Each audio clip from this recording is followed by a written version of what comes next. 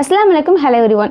இன்னைக்கு நம்ம e-commerce course basics class 4ல இருக்கோம். இன்னைக்கான கிளாஸ்ல என்ன பார்க்க போறோங்கிறதுக்கு முன்னாடி இதுவரைக்கும் நம்ம கிளாஸஸ்ல இ-காமர்ஸ் என்னன்னு சொல்லி உங்களுக்கு தெரிஞ்சிருந்திருக்கும். அண்ட் உங்களுக்கு என்ன பிளாட்ஃபார்ம் பெஸ்ட் அப்படிங்கிறத இங்கே சூஸ் பண்ணியிருப்பீங்க. அண்ட் மேஜராக பிகினர்ஸில் என்ன மிஸ்டேக்ஸ் பண்ணுவாங்க நான் சொன்னேன். ஸோ அதை எப்படி ரெக்டிஃபை பண்ணணுங்கிறது உங்களுக்கு தெரிஞ்சிருக்கும். ஸோ இந்த கிளாஸில் நம்ம என்ன பார்க்க போகிறோம்னா, நிறைய பேர் எங்ககிட்ட கேட்டுட்டு இருந்த மோஸ்ட் ரெக்வஸ்டட் கொஸ்டின் டிஎம்லேயும் கமெண்ட்லேயும் கேட்டுட்டு இருந்தீங்க. என்னென்னா, இ-காமர்ஸ் எப்படி ஸ்டார்ட் பண்ணணும், அதுக்கு என்னெல்லாம் டாக்குமெண்ட்ஸ் வேணும், ஜிஎஸ்டி அப்ளை பண்ண என்னெல்லாம் டாக்குமெண்ட்ஸ் வேணும், ஜிஎஸ்டி எப்படி அப்ளை பண்ணணும், இதெல்லாம் நிறைய பேர் எங்ககிட்ட கேட்டுக்கிட்டே இருந்தீங்க. ஸோ அதுக்கான ஃபுல் கிளியர் வீடியோவாக தான் இது இருக்க போகுது. ஸோ வீடியோக்குள்ளே போகிறதுக்கு முன்னாடி இந்த வீடியோ எதுவுமே ஸ்கிப் பண்ணாமல் பாருங்கள். ஏன்னா செல்லர் அக்கௌண்ட்டுக்கு என்ன டாக்குமெண்ட் வேணும், ஜிஎஸ்டிக்கு என்ன டாக்குமெண்ட் வேணுங்கிறத செப்பரேட் பண்ணி ஃபுல் டீட்டெயிலாக இந்த வீடியோ உங்களுக்கு கவர் பண்ண போகிறோம். வீடியோக்குள்ளே போகலாம். ஃபர்ஸ்ட் செல்லர் அக்கௌண்ட் ஓப்பன் பண்ண எல்லா டாக்குமெண்ட்ஸ் வேணுங்கிறத பார்த்துடலாம். அதுக்கப்புறமா ஜிஎஸ்டி ஓப்பன் பண்ண எல்லா டாக்குமெண்ட்ஸ் வேணும், அது எப்படி அப்ளை பண்ணுறதுங்கிறத பார்ப்போம். அண்ட் வீடியோ லாஸ்ட்டாக ஜிஎஸ்டி இல்லாமல் கூட சில கேட்டகரிஸ் நம்மளால் ஒர்க் பண்ண முடியும். அது என்னெல்லாம் கேட்டகரிங்கிறத நான் சொல்கிறேன். ஃபர்ஸ்ட் செல்லர் அக்கௌண்ட் ஓப்பன் பண்ண எல்லா டாக்குமெண்ட்ஸ் வேணுங்கிறத பார்ப்போம். ஃபர்ஸ்ட் செல்லர் அக்கௌண்ட்டுன்னு இல்லை, ஃபர்ஸ்ட் இ-காமர்ஸ் பண்ணுறதுக்கே நிறைய பேர் எங்ககிட்ட கேட்டிருந்த டவுட்டு லேப்டாப் வேணுமா அப்படின்னு சொல்லி தான். ஸோ உங்ககிட்ட வந்துட்டு ஸ்டார்டிங் ஸ்டேஜில் லேப்டாப் இருக்கணுங்கிற அவசியமே இல்லை. உங்ககிட்ட ஒரு நல்ல மொபைல் ஃபோன் இருந்தாவே போகணும். அதுக்குன்னு எக்ஸ்பென்சிவாக இருக்கணும், ஐஃபோனாக இருக்கணும் அப்படின்லாம் எதுவுமே கிடையாது. ஒரு நல்ல இன்டர்நெட்டோட உங்ககிட்ட ஒரு குட் கண்டிஷனில் இருக்கிற ஒரு மொபைல் ஃபோன் இருந்தாவே போதும். உங்களாலையுமே வந்துட்டு இ-காமர்ஸ் ஸ்டார்ட் பண்ண முடியும். நெக்ஸ்ட் ஒரு மொபைல் நம்பர் வந்துட்டு ஒரு ஆக்டிவாக இருக்கிற மொபைல் நம்பர் வந்துட்டு செல்லர் அக்கௌண்ட் கிரியேட் பண்ணும்போது கொடுத்துக்கோங்க. ஏன்னா கிரியேட் பண்ணும்போது நம்மக்கிட்ட ஓடிபி வெரிஃபிகேஷனுக்கு ஓடிபி வரும். ஸோ வந்துட்டு ஒரு நல்ல ஆக்டிவாக இருக்கிற மொபைல் நம்பர் வச்சுக்கோங்க. நெக்ஸ்ட்டு இமெயில் ஐடி பிஸ்னஸ்க்குன்னு சொல்லி நீங்கள் தனியாக வந்துட்டு செப்பரேட்டாக நியூவாக ஓப்பன் பண்ணிக்கிட்டா கூட பெஸ்ட்டு தான். ஏன்னா அதான் நமக்கு வந்துட்டு இந்த இ-காமர்ஸ் ரிலேட்டட் நோட்டிஃபிகேஷன்ஸ் அப்டேட்ஸ் எல்லாமே நமக்கு அதில் தான் கொடுப்பாங்க. ஸோ இமெயில் ஐடி மஸ்ட்டு ஒரு செப்பரேட்டாக கூட யூஸ் பண்ணிக்கோங்க. நெக்ஸ்ட்டு வந்துட்டு பேன் கார்டு வந்துட்டு ரொம்பவே இம்பார்ட்டன்ட். பேன் கார்டு நீங்கள் கையில் வச்சுருக்கணும் ஓப்பன் பண்ணும்போது, செல்லர் அக்கௌண்ட் ஓப்பன் பண்ணும்போது. அண்ட் ஆதார் கார்டு அதே மாதிரிக்கு தான். இல்லாமல் ஐடி வெரிஃபிகேஷனுக்கு தேவைப்படுது சொல்ல வச்சுக்கோங்க. நெக்ஸ்ட்டு பேங்க் அக்கௌண்ட் வந்து ஸ்டார்டிங் ஸ்டேஜ் உங்களுக்கு இண்டிவிஜுவலே ஓகே தான். இது வந்துட்டு அமேசானுக்கும் மீஷோக்கும் உங்களோட நார்மல் சேவிங்ஸ் அக்கௌண்ட் இருக்கும்ல, அதுவே வந்துட்டு ஓகே. பட் வந்துட்டு கொஞ்சம் நம்ம வந்துட்டு சேல்ஸ் நிறைய ஆகும்போது நம்ம வந்து கரண்ட்டுக்கு மாற்றுற மாதிரி இருக்கும். அப்போ உங்களுக்கு வந்து நோட்டிஃபிகேஷன் கொடுத்துருவாங்க அமேசான் மீஷோவுமே. அண்ட் ஃப்ளிப்கார்ட்டுக்கு கரண்ட் அக்கௌண்ட் தான் வந்துட்டு மேண்டேட்ரி. நீங்கள் ஃப்ளிப்கார்ட்டில் ஒர்க் பண்ணுற மாதிரி இருந்துச்சுன்னா நீங்கள் வந்து கரண்ட் அக்கௌண்ட் ஓப்பன் பண்ணி தான் ஆகணும். நெக்ஸ்ட்டு செல்லர் அக்கௌண்ட் க்ரியேட் பண்ணும்போது பிக்கப் அட்ரஸ் கேட்பாங்க. ஸோ பிக்கப் அட்ரஸ் வந்துட்டு நீங்கள் எங்கே பிஸ்னஸ் பண்ணுறீங்களோ, இங்கே ஷாப்பாக இருக்கலாம், வீடாக இருக்கலாம், எங்கே பிஸ்னஸ் பண்ணுறீங்களோ அந்த அட்ரஸ் கொடுங்க. ஏன்னா அந்த அட்ரஸுக்கு தான் வந்துட்டு பிக்கப் பண்ணுவாங்க. ஸோ உங்களோட பிக்கப் அட்ரஸை கரெக்டாக கொடுங்க. அண்ட் செல்லர் அக்கௌண்ட் க்ரியேட் பண்ணுறது எப்படிங்கிறத அடுத்த வீடியோவில் பார்ப்பீங்க. ஸோ இதில் வந்துட்டு என்னென்ன டாக்குமெண்ட்ஸ் வேணும், எப்படி இருக்கும் அப்படிங்கிறத மட்டும் கவர் பண்ணுறோம். அடுத்து வந்துட்டு லைவாக உங்களுக்கு வந்துட்டு எப்படி கிரியேட் பண்ணணும் அப்படிங்கிறத ஒர்க் பண்ணி காட்டுறோம். நெக்ஸ்ட்டு பிஸ்னஸ் நேம் நீங்கள் வந்து சூஸ் பண்ணி வச்சுக்கணும். பிஸ்னஸ் நேம் வந்துட்டு உங்களுக்குன்னு ஒரு பிஸ்னஸ் நேம் செப்பரேட்டாக யூனிக்காக சூஸ் பண்ணி வச்சுக்கோங்க. ஸ்டார்டிங் ஸ்டேஜ் ரொம்ப லாங் நேம் அந்த மாதிரிலாம் வந்துட்டு சூஸ் பண்ண வேண்டாம். ஒரு ஷார்ட்டாக சூஸ் பண்ணிக்கிங்க. எல்லாரும் ஈஸியாக ரிமெம்பர் பண்ணுற மாதிரி ஷார்ட் நேமாக வந்துட்டு சூஸ் பண்ணி வச்சுக்கோங்க. வேறு பிராண்டோட நேம்லாம் நீங்கள் வந்துட்டு காப்பி பண்ணக்கூடாது. உங்களுக்குன்னு தனியாக யூனிக்காக இருக்கிற மாதிரி ஒரு நேம் வந்துட்டு சூஸ் பண்ணி வச்சுக்கணும். ஓகே, இதான் செல்லர் அக்கௌண்ட்டுக்கு தேவைப்படுற டாக்குமெண்ட்ஸ். இனி வந்துட்டு ஜிஎஸ்டிக்கு என்னெல்லாம் டாக்குமெண்ட்ஸ் வேணுங்கிறத பார்ப்போம். ஆக்சுவலாக இதுவுமே கொஞ்சம் டாக்குமெண்ட்ஸ் வந்துட்டு ரெண்டுக்கும் சேமாக தான் இருக்கும், பட் கொஞ்சம் வேரியபிள் ஆகும். ஓகே, ஜிஎஸ்டிக்கு என்னெல்லாம் வேணுங்கிறது இப்போ பார்ப்போம்.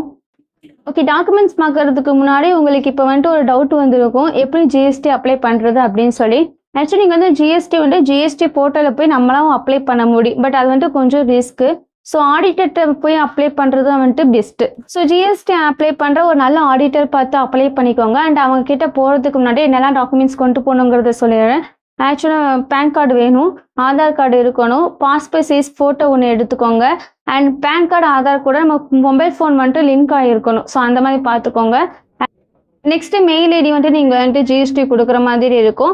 ஸோ நான் ஃபஸ்ட்டே சொன்ன மாதிரி நீங்கள் வந்துட்டு செப்பரேட்டாக ஓப்பன் பண்ணிக்கிட்டீங்கனாலும் ஓகே, அதெல்லாம் ஆல்ரெடி நீங்கள் வச்சுருக்கிறதுனாலும் ஓகே. ஸோ வந்துட்டு கரெக்டான ஒரு மெயில் ஐடி கொடுங்க, நல்ல நோட்டிஃபிகேஷன்ஸ் வரும். நெக்ஸ்ட்டு பிஸ்னஸ் அட்ரஸ் ப்ரூஃப் கேட்பாங்க. ஸோ அதுக்குள்ள என்ன வேணுங்கிறத சொல்லிடுறேன். ஃபர்ஸ்ட் ரெண்டல் அக்ரிமெண்ட் வேணும். ஒருவேளை நீங்கள் சொந்த வீட்டில் இருந்தீங்கன்னா, சொந்த வீடு உங்கள் பேர் இருந்துச்சுன்னா ரெண்டல் அக்ரிமெண்ட் தேவைப்படாது.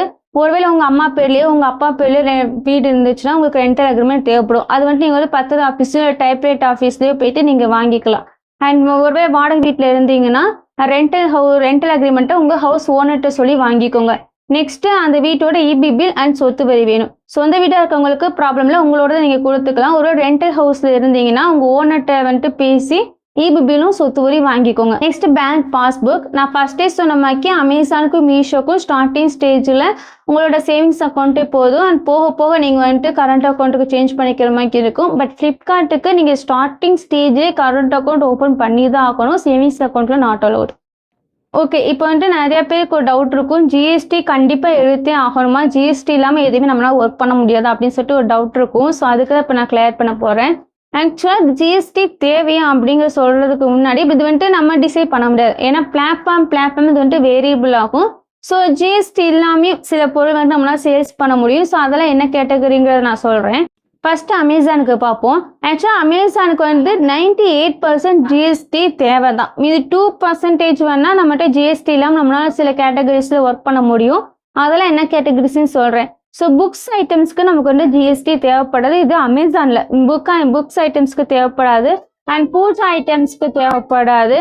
அக்ரிகல்ச்சர் டூல்ஸுக்கு தேவைப்படாது. அதுவுமே வந்துட்டு நம்மளா செய்வோம் இல்லையா, மண்வெட்டி கடப்பாறை அந்த மாதிரி ஐட்டம்ஸ்க்கு வந்துட்டு தேவைப்படாது. நெக்ஸ்ட் வந்து ஹேண்ட்மேட் மியூசிக்கல் இன்ஸ்ட்ருமெண்ட்ஸுக்கும் தேவைப்படாது. மற்றபடி எல்லா கேட்டகரிஸ்க்குமே வந்துட்டு ஜிஎஸ்டி மஸ்ட். நெக்ஸ்ட் மீஷோ. ஆக்சுவலாக மீஷோ வந்துட்டு உங்களால் ஜிஎஸ்டி இல்லாமையுமே ஒர்க் பண்ண முடியும். பட் அதுக்குன்னு வந்துட்டு ஒரு சில ரூல்ஸ் இருக்குது, அதை மட்டும் நீங்கள் ஃபாலோ பண்ணுற மாதிரி இருக்கும். ஃபர்ஸ்ட் வந்துட்டு நீங்கள் ஜிஎஸ்டி இல்லாமல் ஒர்க் பண்ணும்போது உங்களுக்கு என்ரோல்மெண்ட் ஐடி நீங்கள் வந்து கிரியேட் பண்ணிக்கிற மாதிரி இருக்கும். ஸோ அது எப்படி கிரியேட் பண்ணணும் அதில் வந்துட்டு உங்களுக்கு நெக்ஸ்ட் வீடியோவில் நெக்ஸ்ட் வீடியோ செலவு அக்கௌண்ட் எப்படி கிரியேட் பண்ணுங்கிறத உங்களுக்கு போஸ்ட் பண்ண போகிறோம். ஸோ அதில் உங்களுக்கு நாங்கள் வந்து டீட்டெயிலாக வந்துட்டு கவர் பண்ணிடுறோம். அண்ட் வந்துட்டு இது ஒரு மைனஸ் பாயிண்ட்டுமே இருக்குது. என்னன்னா உங்களால் தமிழ்நாட்டில் மட்டும்தான் சேல்ஸ் பண்ண முடியும். அதர் ஸ்டேட்ஸில் வந்துட்டு சேல்ஸ் பண்ண முடியாது. தமிழ்நாட்டுக்குள்ளே மட்டும்தான் உங்களால் சேல்ஸ் பண்ண முடியும். அண்ட் நீங்கள் வந்துட்டு 40 lakhsக்கு மேலே இயர்லி இன்கம் வந்துட்டு உங்களுக்கு வரும்போது உங்களுக்கு ஜிஎஸ்டி வந்துட்டு நீங்கள் கண்டிப்பாக ஒரு எடுத்து தான் ஆகணும். ஓகே, இப்போ ஜிஎஸ்டி இல்லாமல் என்ன கேட்டகரிஸ்லாம் வந்துட்டு ஒர்க் பண்ண முடியும் மீஷோவில் அப்படின்னு சொல்லிடுறேன். அன்பிராண்டட் கிளாத்ஸ் நீங்கள் வந்துட்டு தாராளமாக நீங்கள் வந்துட்டு சேல்ஸ் பண்ணலாம். அண்ட் ஜுவல்லரி ஐட்டம்ஸ் வந்துட்டு சேல்ஸ் பண்ணலாம். ஃபுட்வேர் ஐட்டம்ஸ் நீங்கள் சேல்ஸ் பண்ணலாம். கிராஃப்ட் ஐட்டம்ஸ் நீங்கள் சேல்ஸ் பண்ணலாம். அண்ட் பிராண்டட் கிளாத்ஸோ இல்லைன்னா எலக்ட்ரானிக்ஸோ நீங்கள் சேல்ஸ் பண்ணும்போது உங்களுக்கு வந்துட்டு ஜிஎஸ்டி இங்கே கண்டிப்பாக எடுத்து தான் ஆகணும்.